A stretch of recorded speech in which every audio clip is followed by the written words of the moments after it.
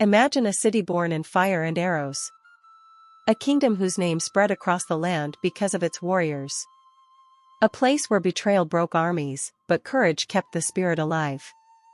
This is Offa, a kingdom of honor, survival, and lessons that still speak to us today.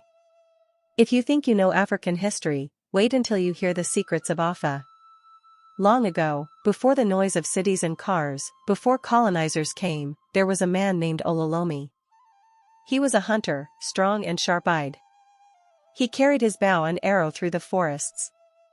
Everywhere he went, he left a mark of courage. One day, Orile decided to build a home not just for himself, but for his people. He founded a kingdom that he called Offa. From the very beginning, Offa was tied to arrows.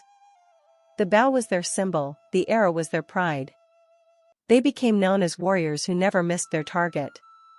The king was called the Olofa, the keeper of Offa.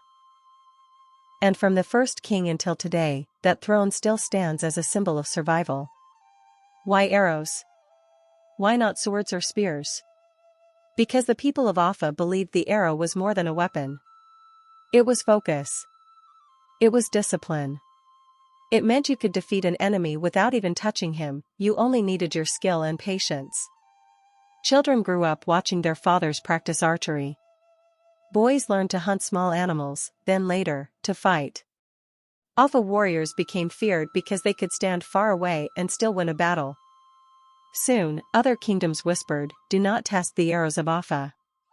Offa was not just about fighting. It was also about courage and leadership, unity, and family life. The Olofa, the king, was expected to be wise, fair, and brave. He sat with elders, judged disputes, and made sure no one went hungry. Markets opened in Offa where women traded food, cloth, and goods.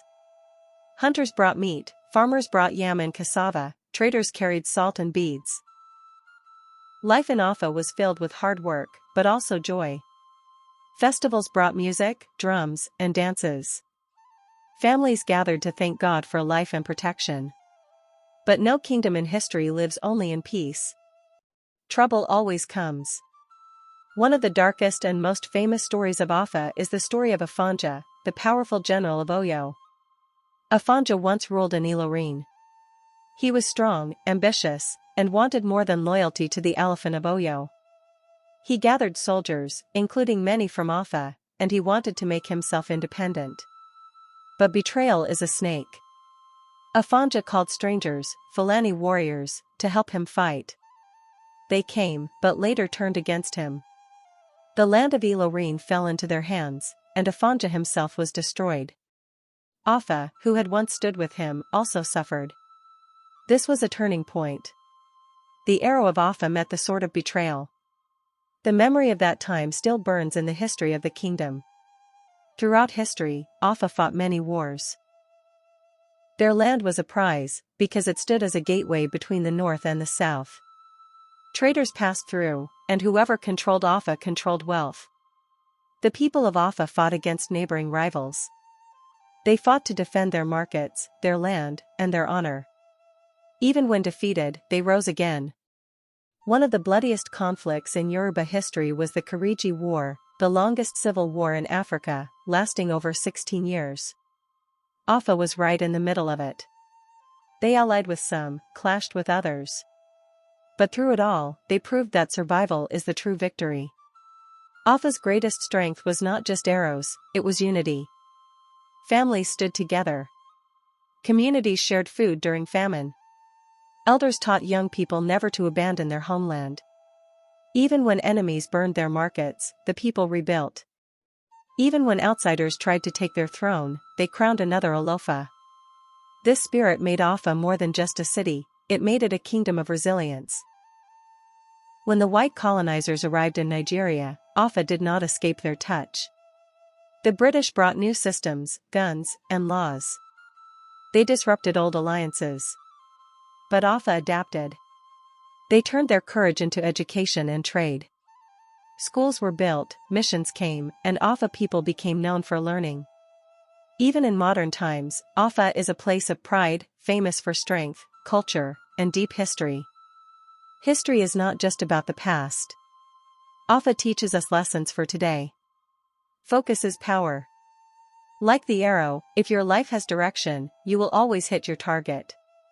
Betrayal destroys. Afanja's story shows that trusting the wrong people can ruin everything. Be careful who you invite into your circle. Unity is survival. Offa always rose again because families stood together. When people unite, they cannot be destroyed. Adapt to grow. Even when colonizers came, Offa used education to stay strong. In life, adapt or be left behind. Here are truths many people don't know about Offa. The arrow's legend. Some say that the founder, Orile, once shot an arrow so far that it marked the spot where the city was built. This is why arrows remain the sacred symbol of Offa. The Olofa's crown. The crown of the Olofa is said to carry not just power, but the memory of every king before him. When he wears it, he is not just himself, he is all the kings in one. The women of Offa. Women played huge roles in markets and festivals. They kept trade alive even when wars destroyed farms. Their courage and silence is part of why Offa survived. The survival mindset. Unlike some kingdoms that vanished after defeat, Offa always rebuilt. It is one of the few Yoruba kingdoms that never lost its identity, no matter the war. Today, Offa stands tall in Kwara State, Nigeria. The throne of the Olofa is still alive. The people still remember their warrior roots. Modern Offa is known for schools, trade, and culture.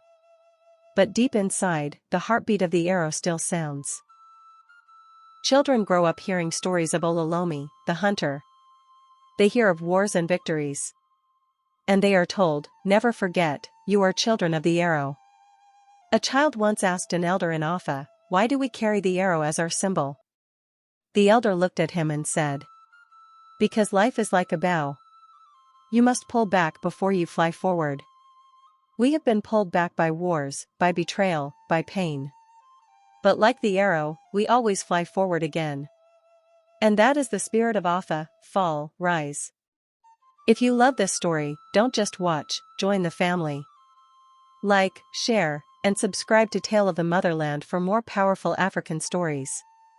Comment Children of the Arrow if you believe the spirit of Offa still lives today.